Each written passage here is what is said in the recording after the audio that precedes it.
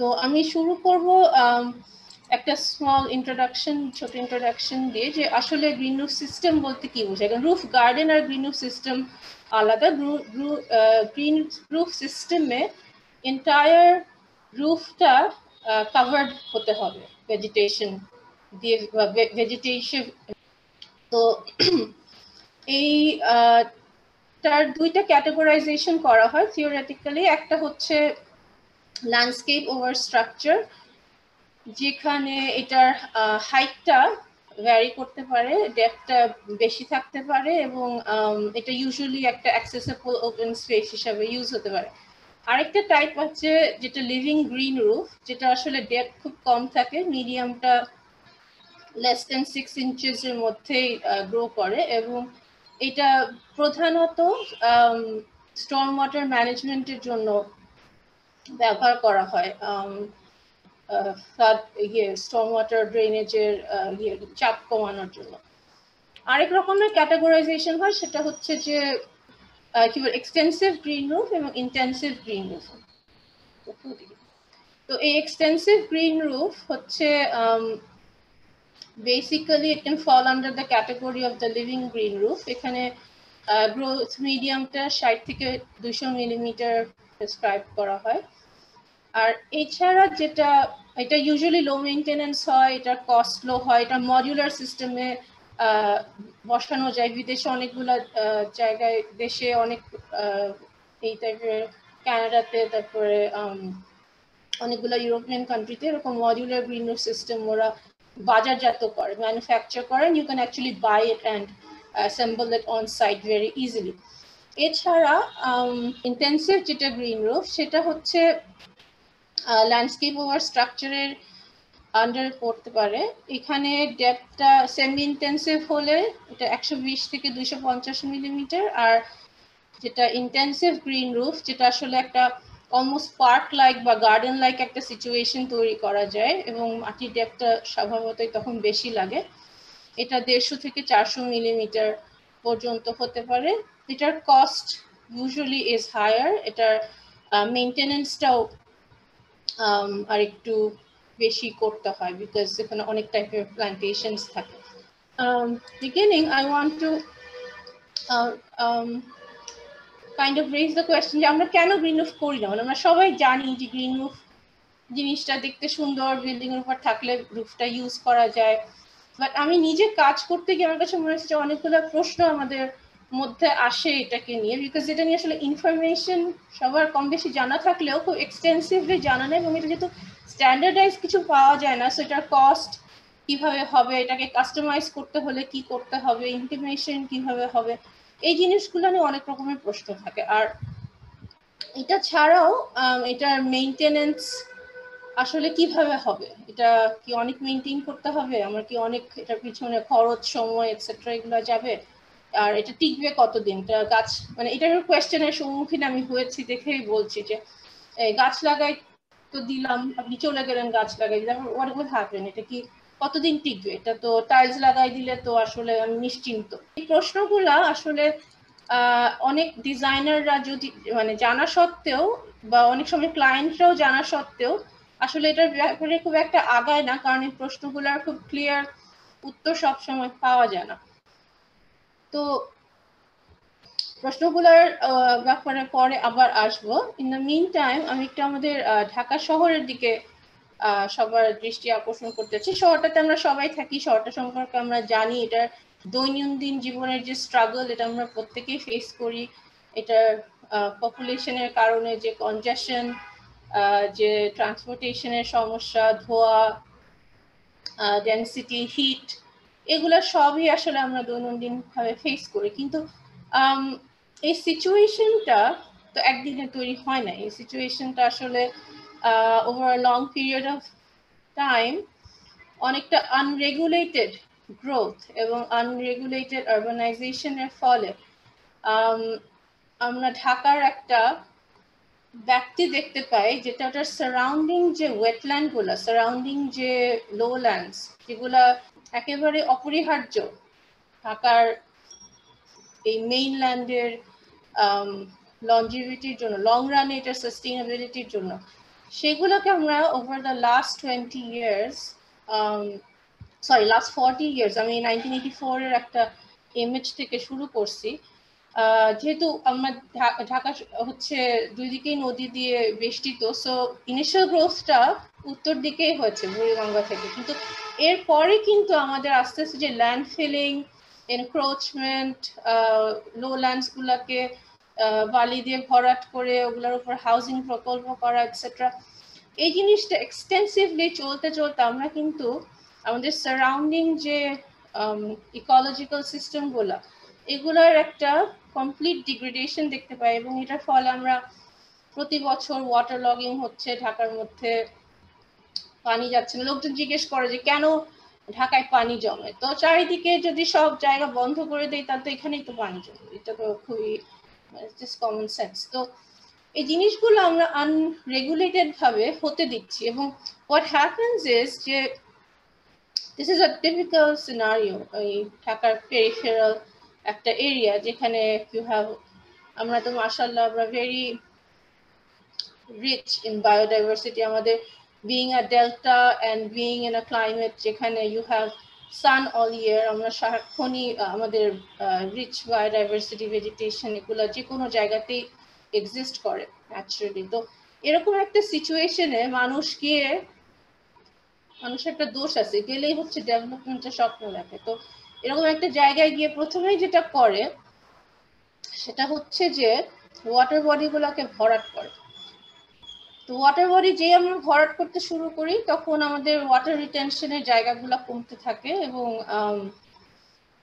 Obviously যখন জায়গায় জায়গায় যেখানে আমাদের চাই না সেই সব জায়গায় হচ্ছে ওয়াটার লগিং শুরু হয় এবং ফ্লাডিং শুরু হয়। এরপরে হচ্ছে নির্দ্বিধায় সব গাছ কেটে ফেলা হয়, এটাও একটা কমন প্র্যাকটিস। তো এটার ফলে আস্তে আস্তে প্রেসিপিটেশন কমে, বায়োডাইভার্সিটি কমতে থাকে, এবং ইভেন্চুয়ালি আমরা এরকম একটা জিনিস বানায় ফেলি যেখানে প্লট প্লট করে ভাগ করে রাস্তা দিয়ে আমরা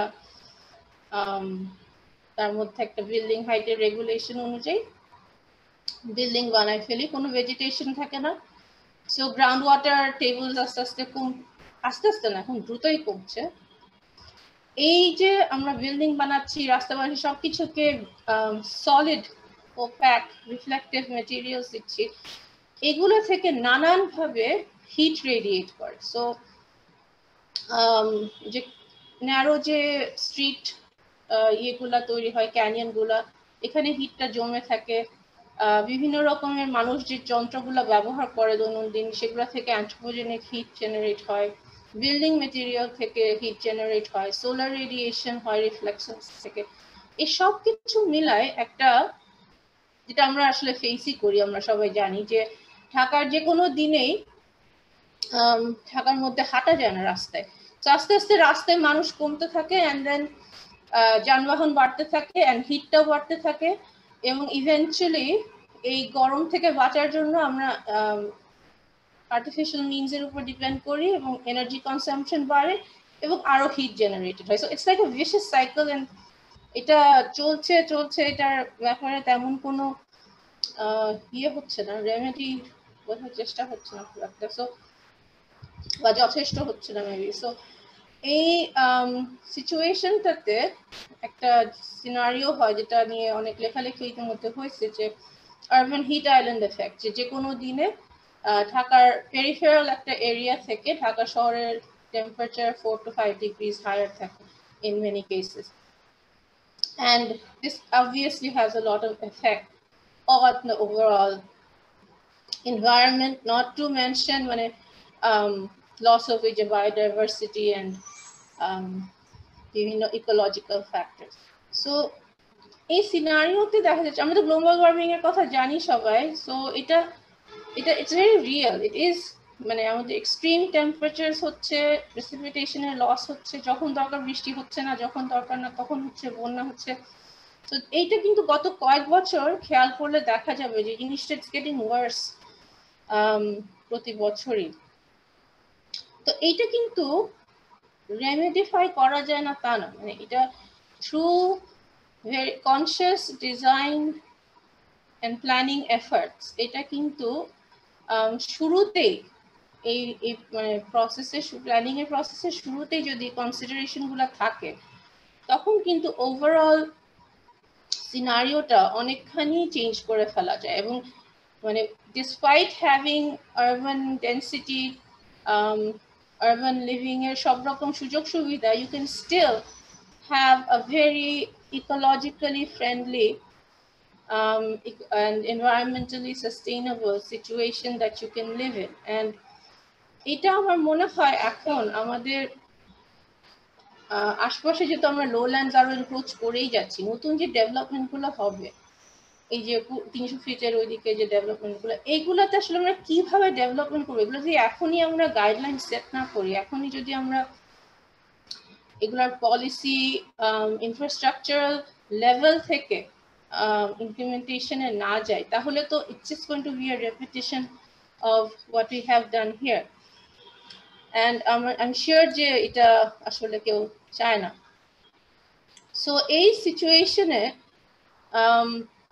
প্রেডিক্ট করা হচ্ছে যে 2035-এ আমাদের শহরের পপুলেশন হবে 31 মিলিয়নের উপরে কত এরিয়া কভার করবে জানি না কত ডেনসিটি হবে তাও জানি না বা এই পপুলেশনের জন্য তো আমাকে ফুড খাবার পানি বসবাসের জায়গা এনার্জি বিদ্যুৎ গ্যাস এটসেট্রা যেসব এনার্জি লাগে স্যানিটেশন এগুলো লাগবে এবং একটা গভর্নেন্সও লাগবে overall German transportation utility etcetera এগুলো সেফটি সিকিউরিটি এগুলোও লাগবে সো আর উই মানে do we really know what we are going into এটা হচ্ছে একটা প্রশ্ন যেটা আই থিঙ্ক যারা ডিজাইন লেভেলে কাজ করে তাদের প্রত্যেকের কিন্তু এই অ্যাওয়ারনেসটা এখন থাকাটা আমার মনে হয় খুব জরুরি যে আসলে আমরা তো সবাই যারা দেশে থাকি বাই চয়েস আমরা এখানে আমাদের বাচ্চা কাচ্চা রেইজ করব এটা চিন্তা করে দেশে থাকি তো এখানে আমাদের ফিউচার জেনারেশনের জন্য আমরা আসলে কি করছি মানে what kind of city are we making for them or living for them এটা আসলে আমার মনে হয় সামথিং দ্যাট উই শুড শুধু ডিজাইনাররা না ইনফ্যাক্ট সবারই উচিত বাট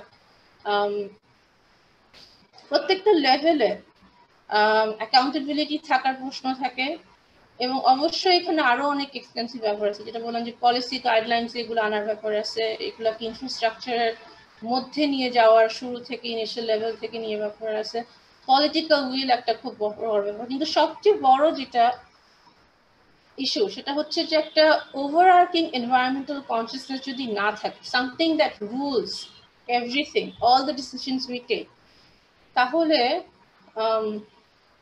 শহরটা আসলে বসবাসযোগ্য থাকবে না আমি জাস্ট কয়েকটা র্যান্ডম ইমেজেস দেখাবো of different areas of Dhaka এটা যেমন ধানমন্ডিতে 47% area in a random block in Dhanmondi is rooftops. You go to any planned or unplanned residential area in Dhaka and you will find above 40, sometimes near 50% of the area is rooftops, which is constantly radiating heat. So rooftops alone cannot solve the problem of urban heat island. এটার মধ্যে তো আরো অনেকগুলো issue আছে, but it is one factor এবং এটা আরো অনেকগুলো ইস্যুও সলভ করতে পারে। তো এটা যেমন উত্তরাতে, এটা ভাটারার ওদিকে, যদিও এখানে এখনো unplanned kind of organic development, তারপরেও 36%, আর এগুলো তো obviously these places will change very soon. এটা বসুন্ধরাতে যদিও সব built up না, তারপরেও 37%. সো এটা যখন পুরো built up হবে এটা আরো বাড়বে। এটা হচ্ছে মিরপুর DOHS whatever. So এটা 41% of the area. So যেটা বললাম যে কোনো জায়গাতে গেলে কিন্তু ইউ ফাইন্ড, এবং এটা এখানে একটা পুকুর আছে দেখে কিন্তু এটা পার্সেন্টেজটা কমছে, এটা কিন্তু খুব হাইলি ডেন্সি একটা area. You been to Mirpur DOHS কিছু দেখা যায় না দালানকে ছাড়া।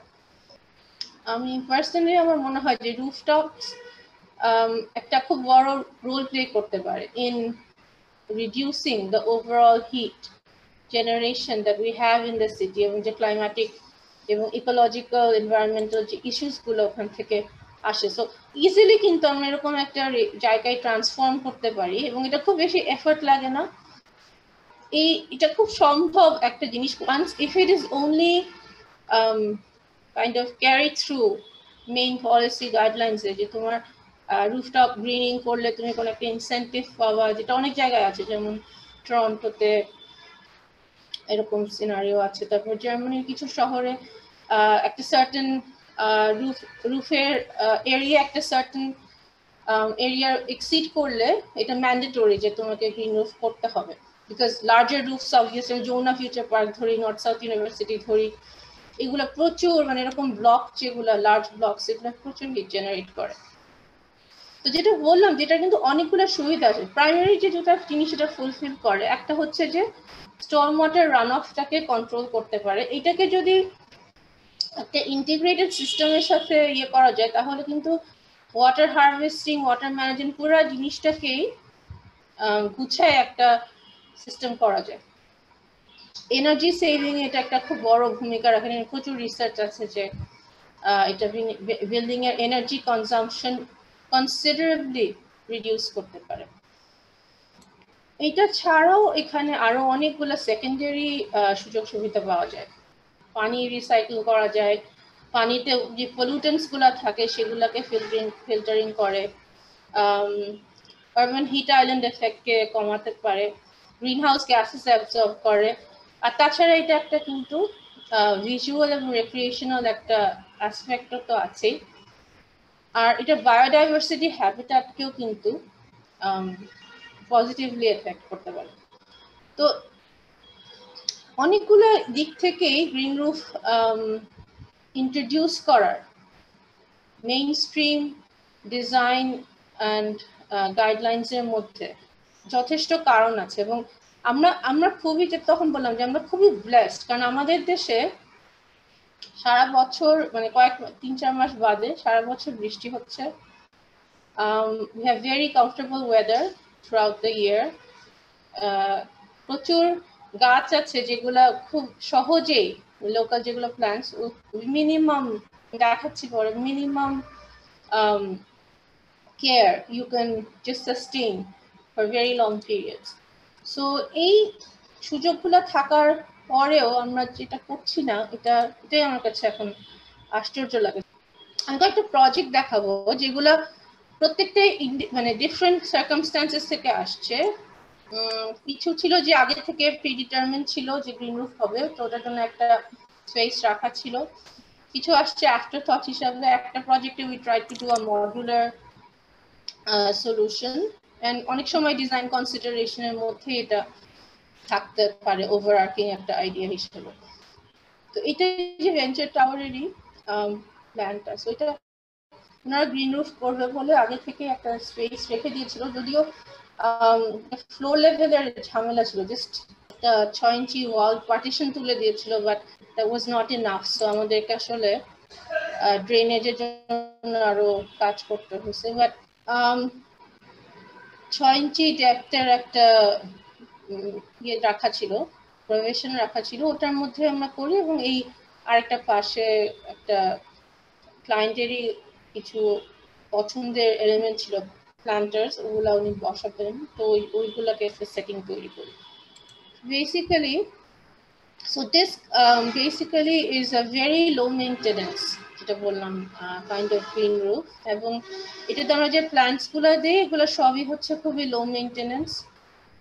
অনেক রকম লোকাল ফার্নস দিই যেগুলো আসলে নিজেই সাস্টেইন করে, নিজেই আবার গ্রো করে, ইভলভ করে। এবং হ্যালোকোনিয়া এটাও টিউবার আছে, সো এটাও আবার নিজে থেকে রিগ্রোথ হয়। সো এই টাইপের প্ল্যান্টস দিয়েছে যেগুলো আসলে নিজেই রিজেনারেট করতে পারবে। এবং যেটা বললাম যে after 5 years it is still very much as new.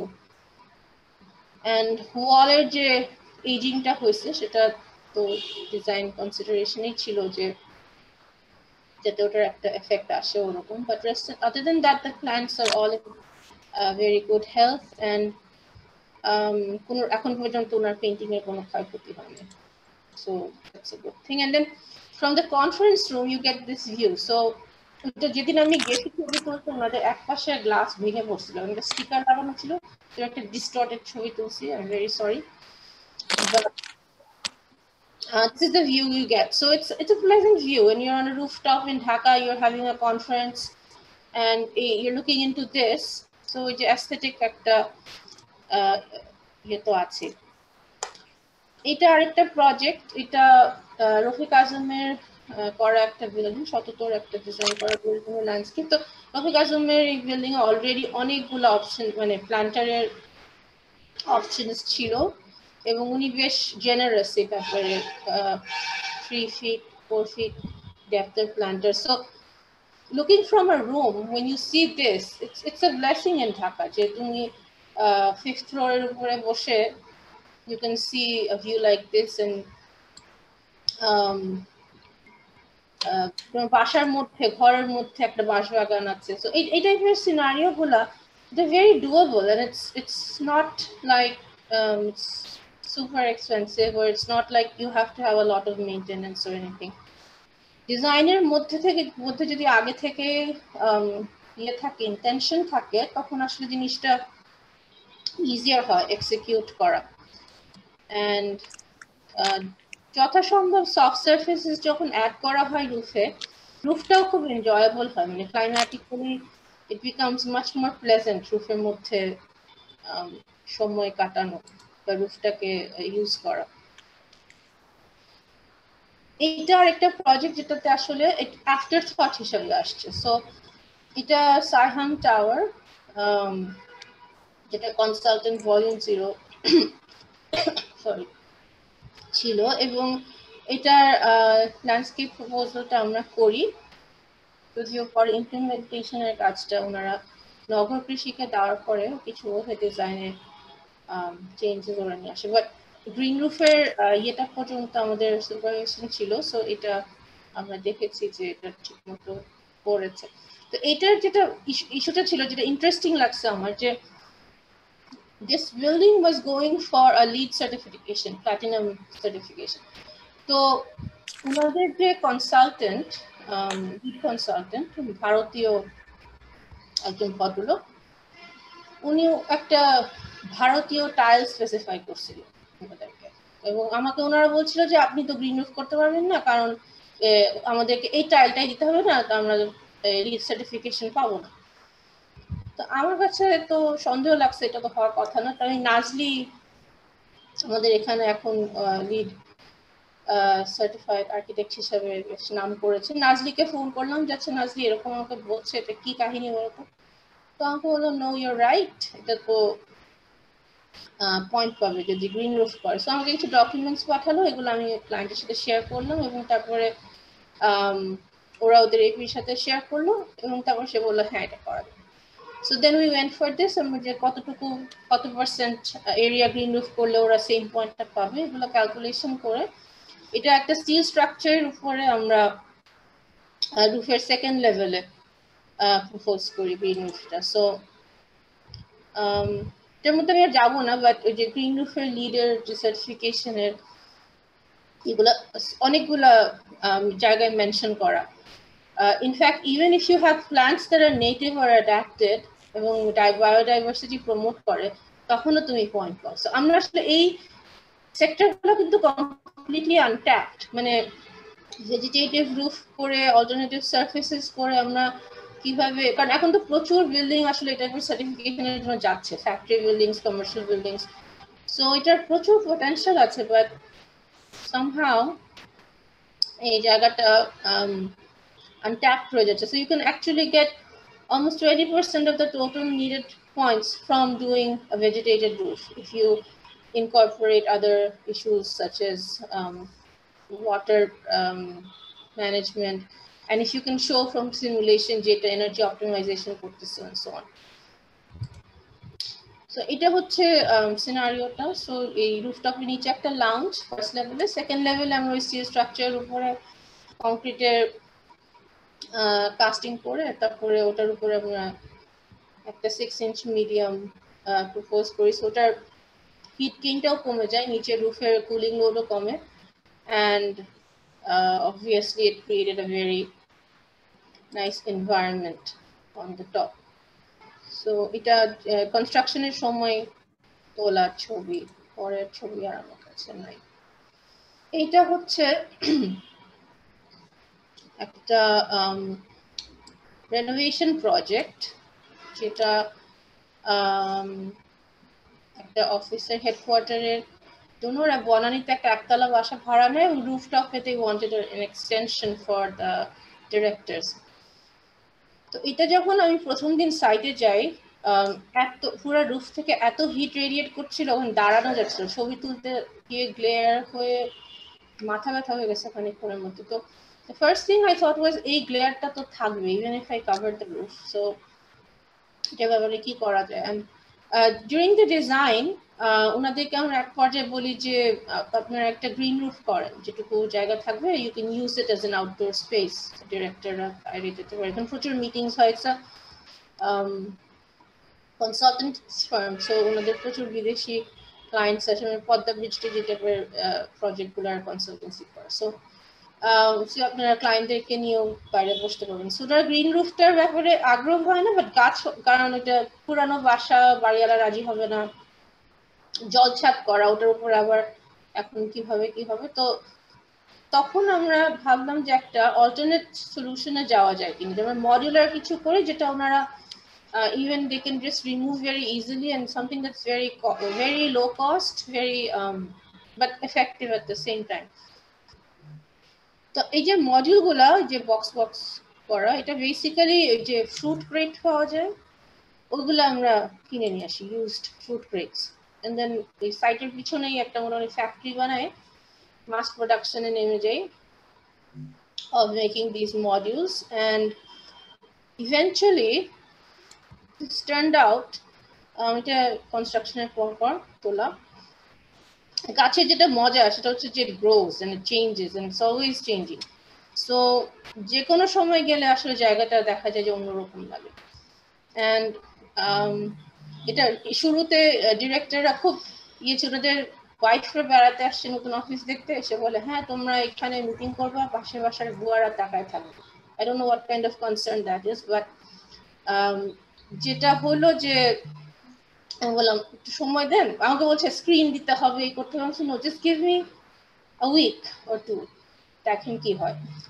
So this is what eventually happened, and we didn't need to put up a screen or anything.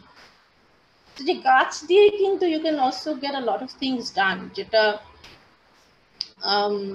আমরা অনেক সময় চিন্তা করি না যে এটাকে একটা ডিজাইন এলিমেন্ট হিসেবে ওইভাবে চিন্তা করি না, বাট ওয়ান্স ইউ ডু এটা কিন্তু considerable I think value add করে যে কোনো জায়গাতে।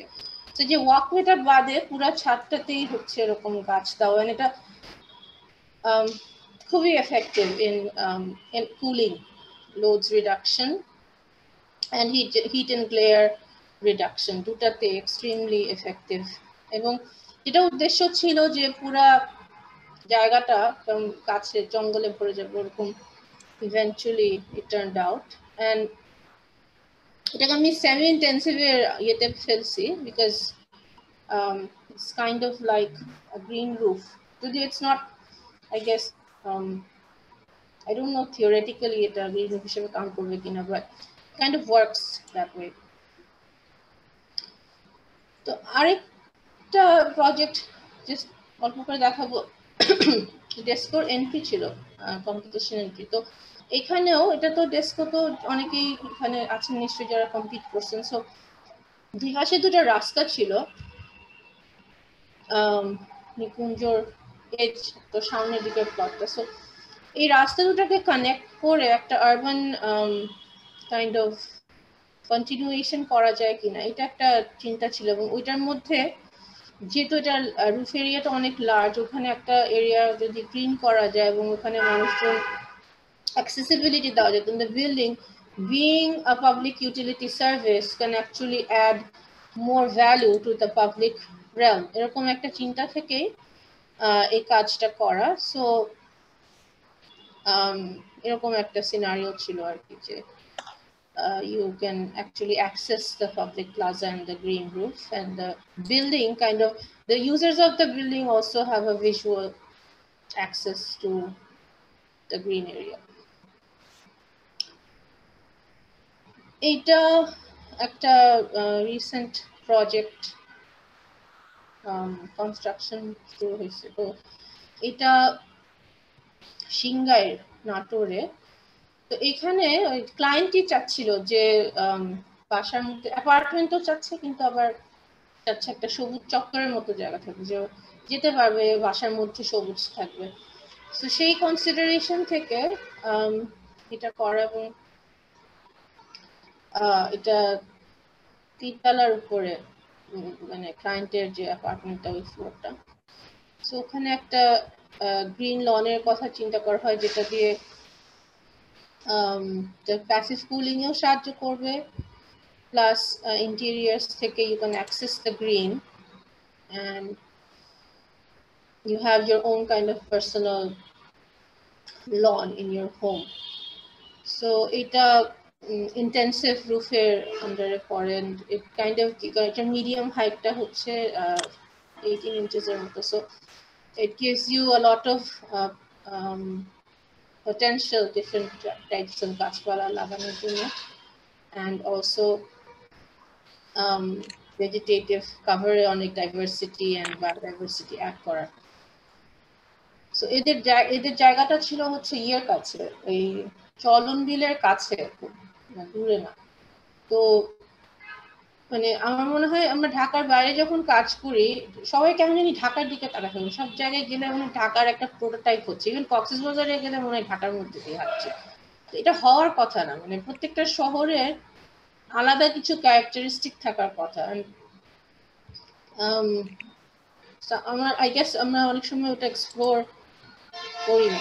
আমি just going to end with green রুফার আসলে পটেনশিয়াল আরো অনেক বেশি। মানে এটা এখন তো অনেক জায়গাতে আরবান এগ্রিকালচার করে, ভিয়েতনামে তো প্রচুর দেখি প্রজেক্টে urban agriculture is Incorporated into the mainstream architecture language. তো এই কোভিড এর সময় এসে কিন্তু এই এখন দেখি অনেকেই এটার ব্যাপারে আগ্রহী, বাসায় বসে আছে। আমি নিজে আমার বাসায় এখন আমাদের ছাদে, যদি আমি ভাড়া বাসায় থাকি, বাট আমার বাসায় যে দিদি থাকে, আরো একজন ভদ্রমহিলা, উনি এর মধ্যে লাউ, বিভিন্ন রকম শাক ইত্যাদি লাগানো শুরু করলো। তো এখন আমরা হারে কৃষিকাজ শুরু করছি। এই শীতকালে আরো কিছু শাকও বোনা হয়েছে, আরো কিছু সবজি বোনা হবে, প্রসেসিং চলছে। So this is something that is very doable. And then যেটা বললাম যে ওভারঅল যদি জিনিসটাকে ইন্টিগ্রেট করা হয়, রেইন ওয়াটার হারভেস্টিং, যেটা আসলে আমাদের এখন খুবই দরকার, বিকজ গ্রাউন্ড ওয়াটার টেবিল যেভাবে নামছে ঢাকায়, ভবিষ্যতে পানি থেকে আসবে, এটা তো এন্ডলেস না সাপ্লাইটা। এনার্জি কনজাম্পশন তো কমাচ্ছেই। সো এই এতগুলো অনেক রকমের পটেনশিয়াল আছে গ্রিন রুফ নিয়ে কাজ করেন। সবচেয়ে যেটা এবার এই যে কোভিড এর সিচুয়েশনে ছাদগুলার ব্যাপারে কিন্তু মানুষের, এতদিন আমরা কেমন ছাদ বিমুখ ছিলাম, সবাই আবার ছাদের ব্যাপারে একটু যত্নশীল হয়েছে। আমি বিকাল আমার নিজেরই আমার বাচ্চাদেরকে নিয়ে আমি বিকালবেলা রেগুলার ছাদে যাই। That's the only recreation, outdoor recreation we get in the entire day. So ওই সময়টাতে দেখি অনেক ছাদে আশপাশে লোকজন হাঁটছে, ঘুড়ি উড়াচ্ছে, পোলাপান যে ছাদের টাঙের উপর উঠে, সিঁড়ি ঘরের উপরে উঠে আড্ডা মারছে। সো এই সিনারিওটা আগে দেখা যেত না। এটা এই লাস্ট 8 months-এ ইট হ্যাজ ইনক্রিজড কনসিডারেবলি। এবং আমি গত সেমেস্টারে ল্যান্ডস্কেপের একটা সেকশন নেই নর্থ সাউথে, তো স্টুডেন্টদের সাথে কথা বলার সময় ওরাও এটা বলছিল, অনেকেই ওই এক্সপিরিয়েন্সটা হয়েছে যে ওরা কোভিড এর সময় they're using their rooftops a lot more, অনেক বেশি অ্যাক্টিভিটি হচ্ছে ওখানে, সবাই যাচ্ছে, দূরে দূরে থাকছে তাও যাচ্ছে। তো সেখান থেকে ওদেরকে একটা প্রজেক্ট দেয় যে আইডিয়া ডেভেলপ করো যে পোস্ট কোভিড সিচুয়েশন আসলে রুফটপ গুলোকে কিভাবে আমরা এখন চেঞ্জ করতে পারি। তো যার যার বাসার ছাদ ওরা রিডিজাইন করে। So these are just some examples of মানে আরবান ফার্মিং থেকে শুরু করে মেডিটেশন স্পেস, অনেক রকমের shaded, semi-shaded, অনেক রকমের consideration, green roofs, soft pave, permeable pave, অনেক অপশন আছে কাজ করার। সো যেমন আরেকটা প্রজেক্ট, ও আবার একটা এলিভেটেড জায়গায় গিয়ে একটা কাইন্ড অফ রিক্লুসের জন্য একটা জায়গা তৈরি করে, নিচে আবার অনেক অ্যাক্টিভিটি স্পেসেস নিচে লেভেলতে। আরেকজন আবার ওদের ছাদটা অনেক বড় ছিল, সো কাজের অনেক সুযোগ ছিল, 4টা অ্যাপার্টমেন্ট এক একটা floor, it's a big plot and পুরো ছাদটাকে actually you can turn into a recreational জোনের অপশনটা আছে। So I think this is something that is like completely untapped. It has a lot of potential and এটা নিয়ে কাজ করার এত সুযোগ এবং এত মানে সহজেই জিনিসটা করা যায়, এত সহজে মেনটেন করা যায়, এটা আসলে না করাটাই এখন আমার কাছে মনে হয় একটা কাইন্ড অফ বোকামি। আর এই জন্যই ওই ইনএভিটেবিলিটির প্রশ্নটা। Thank you.